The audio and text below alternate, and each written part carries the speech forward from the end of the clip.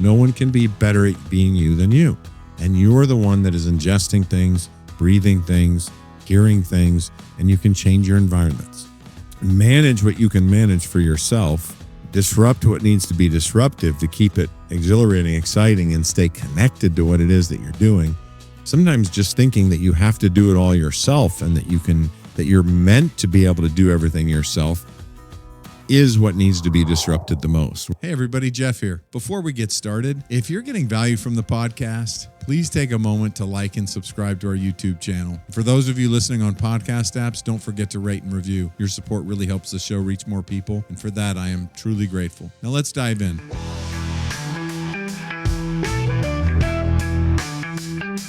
Welcome to The Point with Jeff Spikes. Hello, and welcome to The Point.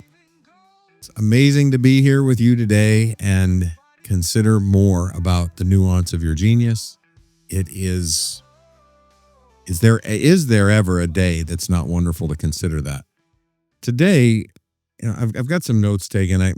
There was a great deal of inspiration lately on ideas of how to move forward, and there's this incredible energy lately around creativity as you see what happens when somebody truly begins to connect into what they're specifically good at and what they're uniquely great at. And when you see a group of people do the same, it can be really exciting. And I've been able to share this in a handful of circles lately with some workshops and some seminars, and just being engaged with some communities where this conversation has been growing. Let's just say that it's just been growing. And today, I want you to consider the idea of what disruption is in life, and I want you to consider intentional disruption. Right? You may think of disruption as something bad. You may think of it as something good, but the idea is when it's intentional and why it's intentional, right?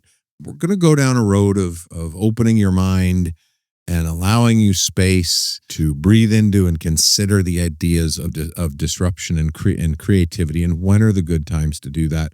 When are you already exercising that in your life? And start looking at ways to move forward. There's a few ideas that have come out of this that I think are really wise to investigate, that I'm enjoying the thought of investigating, and I'll share a little bit about that as we go. But really, this is about you. And so let's get to it. What do you think of when you hear the word stifled creativity?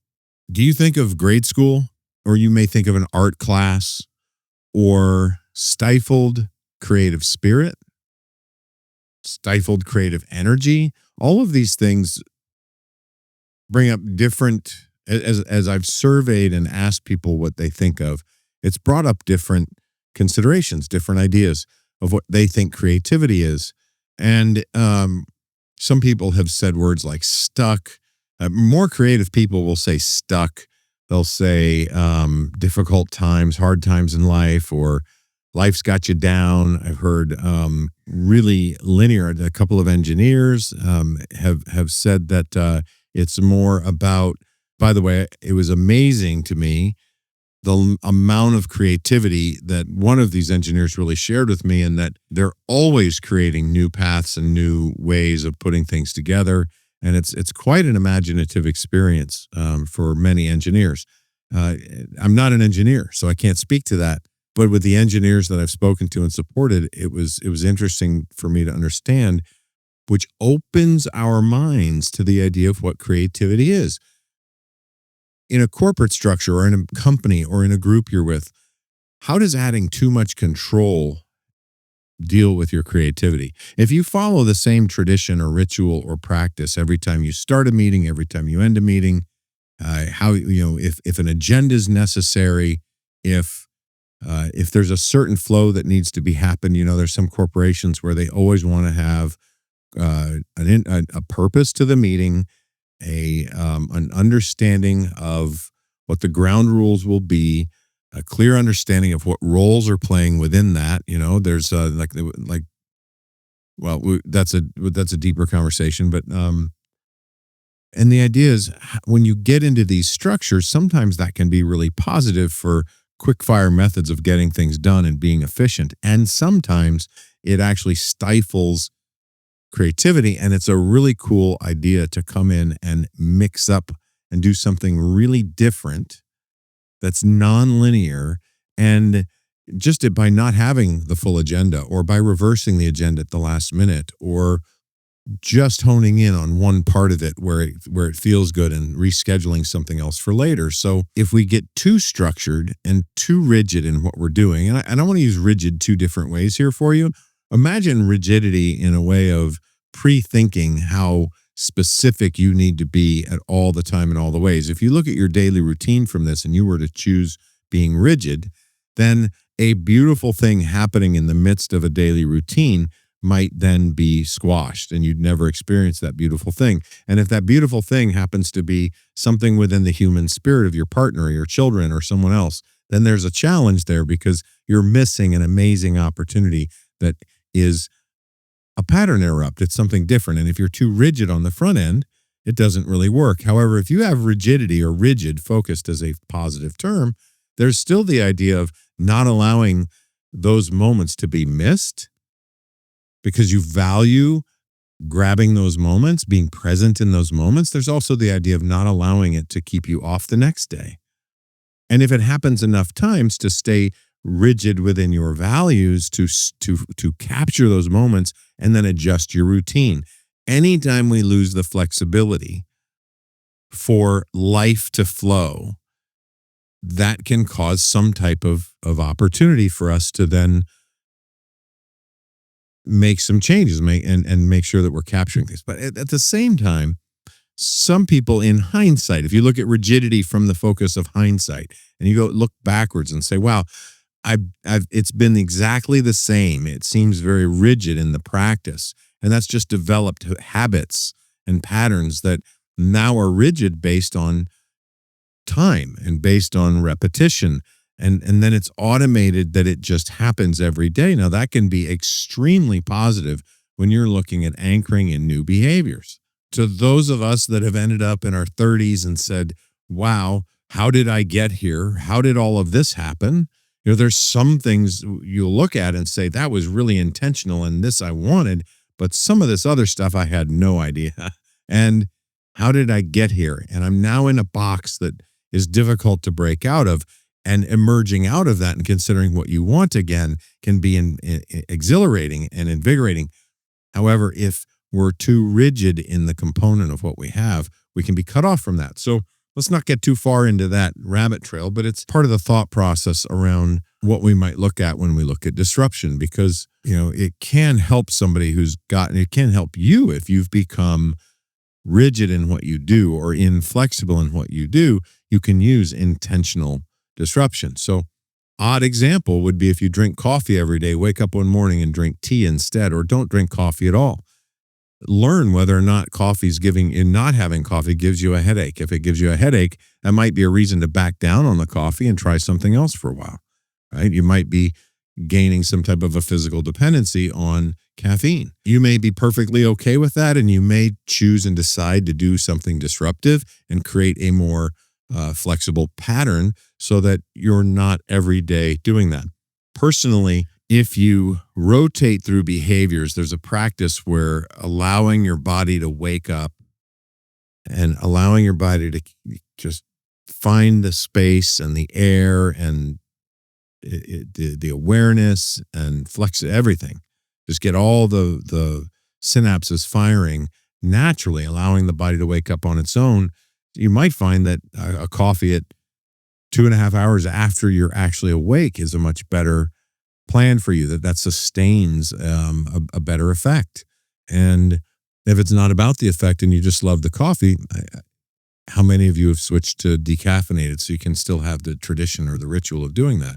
Another disruptor is if you get frightened, right? So how many people get the hiccups? And the idea of getting hiccups is to scare somebody, right? If you have it, you ask someone to scare you or slam a door or raise your head up and push pressure somewhere. There's all these anecdotes to how to do that. They're all disruptors. They're all meant to interrupt the pattern that's been created by whatever's happening in causing the hiccup.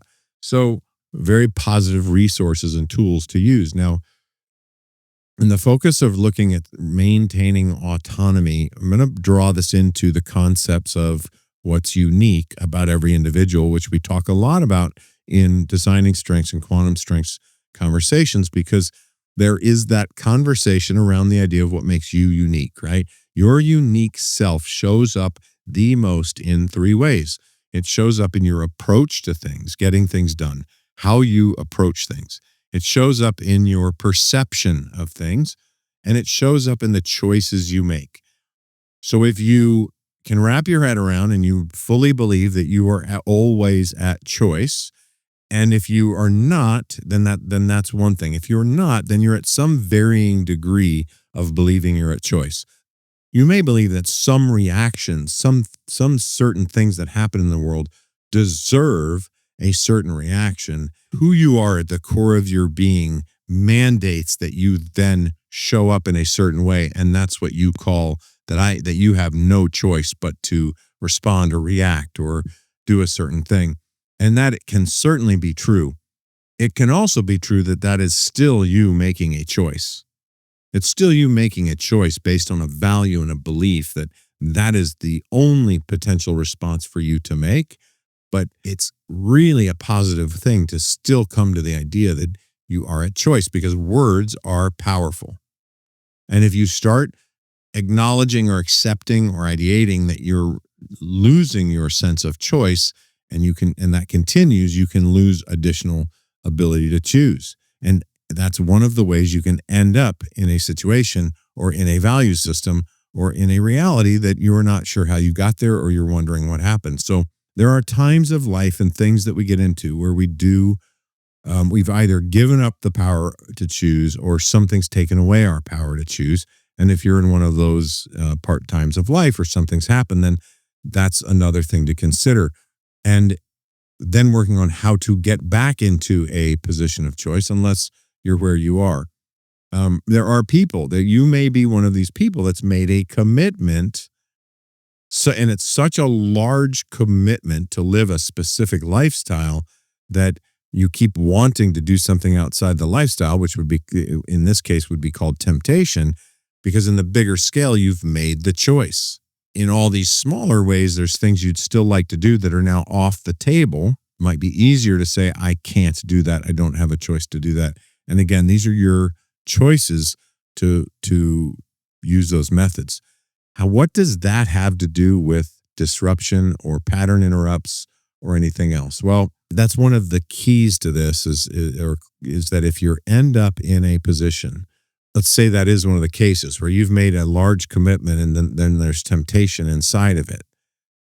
And that temptation inside of it is something you tell yourself you can't do.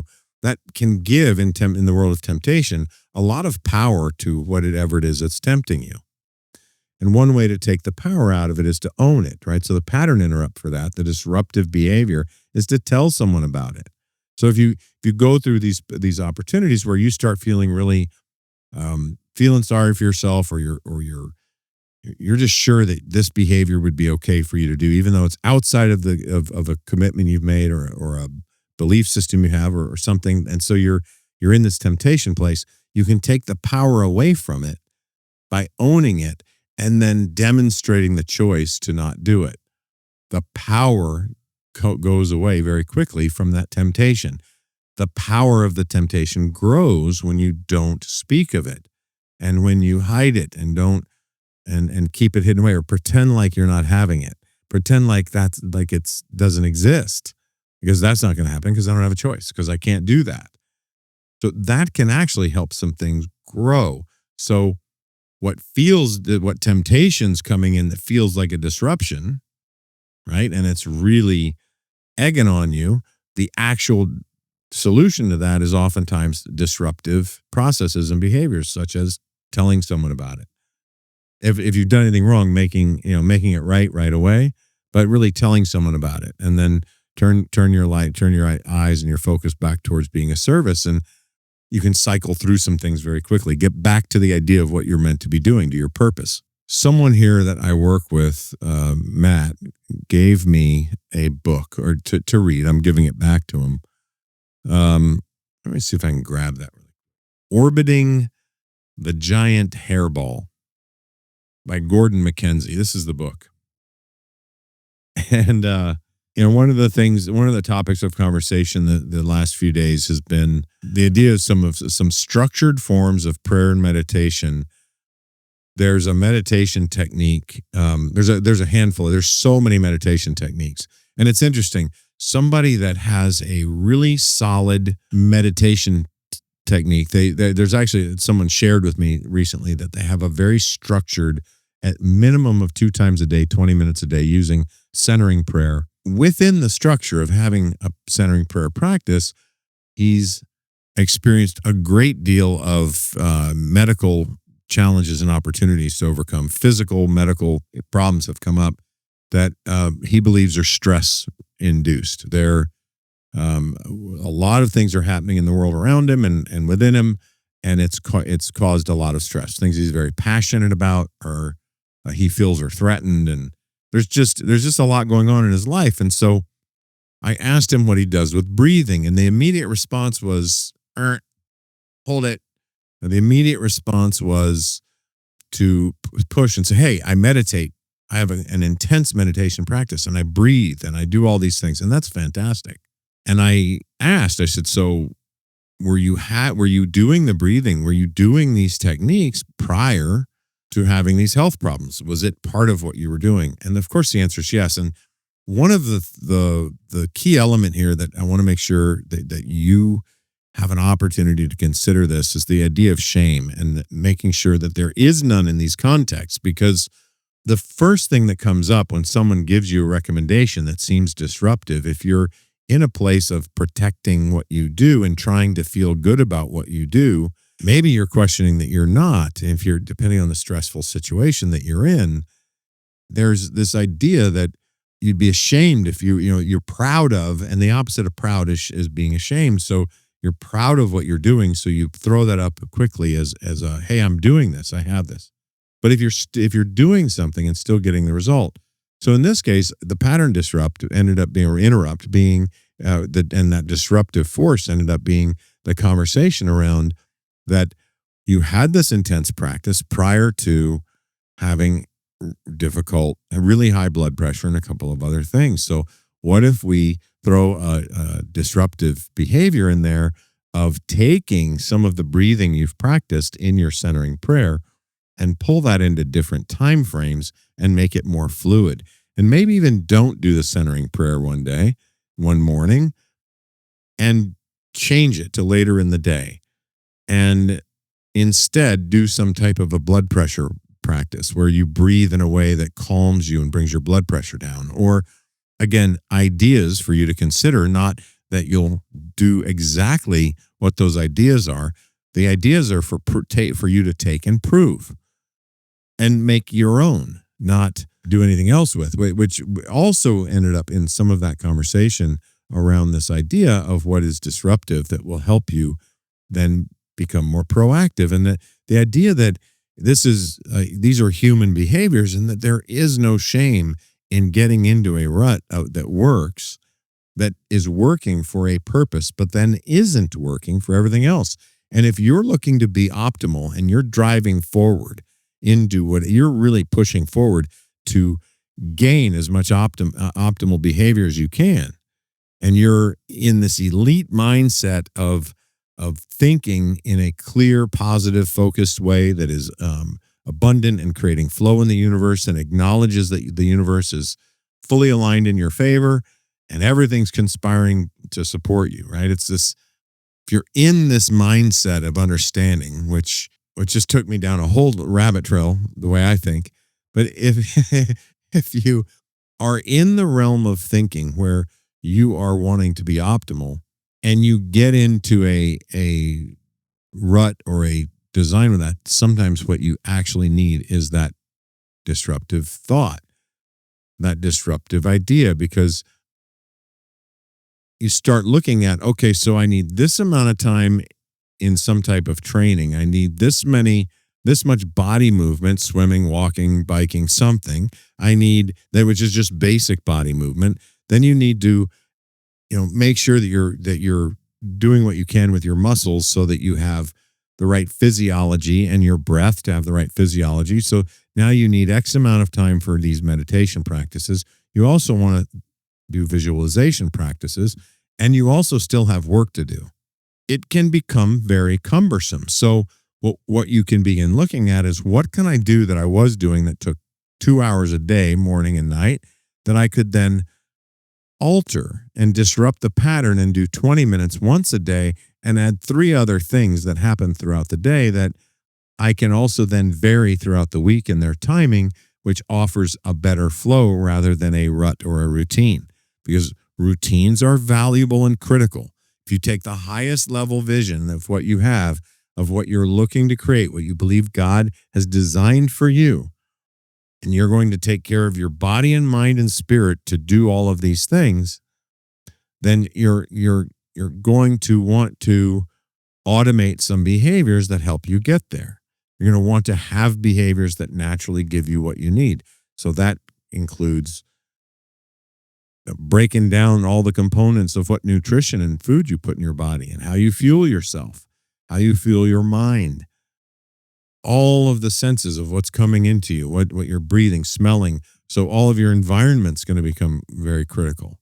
One of the better ways to make sure that you're doing that, you have that huge vision, is you break it down into the smallest daily behaviors that you can do so that you can stay in the moment with all of these behaviors, and one step after the other and moving into what you want. Your happiness level increases, joy increases, your reward system begins to get more substance to it. One of the things I experienced along the way was a very difficult challenge with learning and discovering what I could do to reward myself. I was still busy judging some of the things I wanted, because some of the things I've wanted over the years haven't panned out to be something very useful. And do I really want that anyway, kind of thing? And everything leads to the same answer. Stop judging what I want and just develop the vision.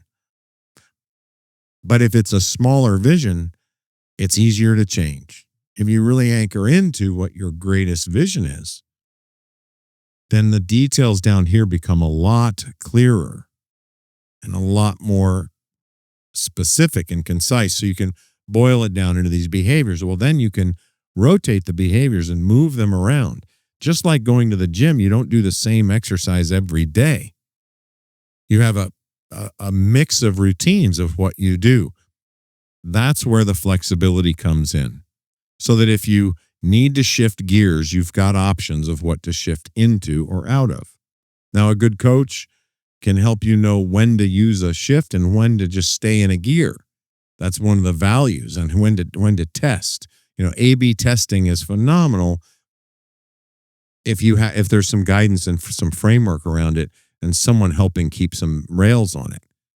Otherwise, it's just too much for one individual. So that next idea of what happens with this disruption is that sometimes just thinking that you have to do it all yourself and that you're meant to be able to do everything yourself is what needs to be disrupted the most. We're the idea that if you don't have very big of goals, if you just want to exist, you probably don't need a whole lot of help just to exist. If all you want to do is survive, you probably need more help just to survive, right? Because then that's a whole nother tactic. And if you're wanting just to exist, you can probably exist with very little help.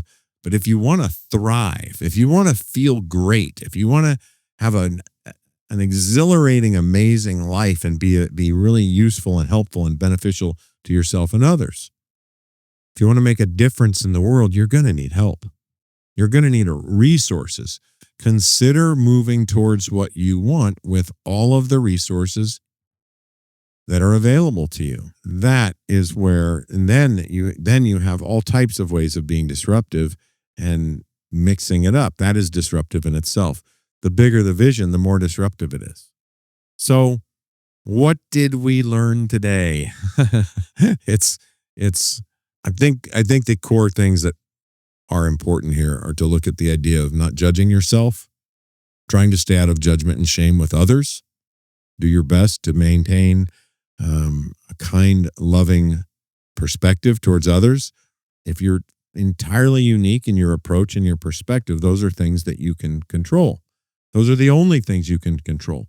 No one can be better at being you than you. And you're the one that is ingesting things, breathing things, hearing things, and you can change your environments. Manage what you can manage for yourself. Disrupt what needs to be disruptive to keep it exhilarating, exciting, and stay connected to what it is that you're doing.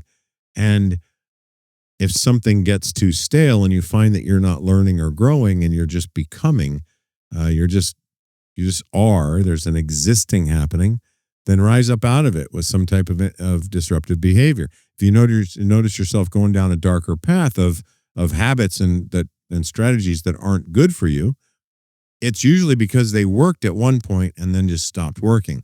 Or even though it's not considered a positive behavior or something that's good for you, it was really good for you in that moment because it saved your life, or because it saved you from having to hear something you didn't want to hear, or whatever it is you were protecting yourself from. It's disruption being a positive force. If used intentionally, you're all in, and getting clear on the disruptive behaviors that you're already engaging in that are strategies for living and being positive and getting what you need done. And that's a skill that you can hone and navigate, especially if you learn your strengths and start looking at how that works, to really gain a great deal of speed and efficiency in getting a lot of the things done. Like you might be able to combine and stack behaviors and do really 3 or 4 things at one time that you used to do all as separate things, and ate up now you've got 30 minutes or 45 minutes of your time back, which is really valuable when you're packing everything into life that you can. So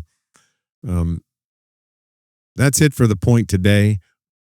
We're going to continue moving forward down this path. We've got some, I didn't even jump into the idea of some of the things that have been disruptive for me in these last few weeks in interviewing people and talking to people about their uniqueness and some of the change that I've seen in the world.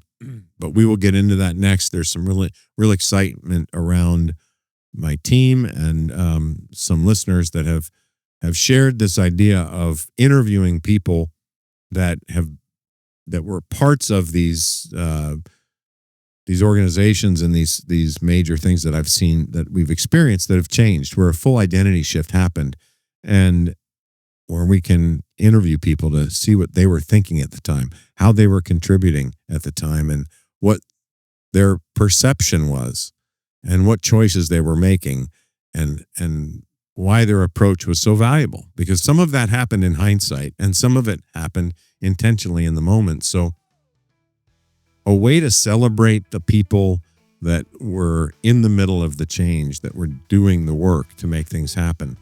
So that's exciting. And with that, we're going to close out. Have a beautiful day, and we'll see you on the next show. Thank you for joining us for another amazing episode of The Point with me, Jeff Spikes. Please visit jeffspikes.com for everything you would need to know to engage with me offline.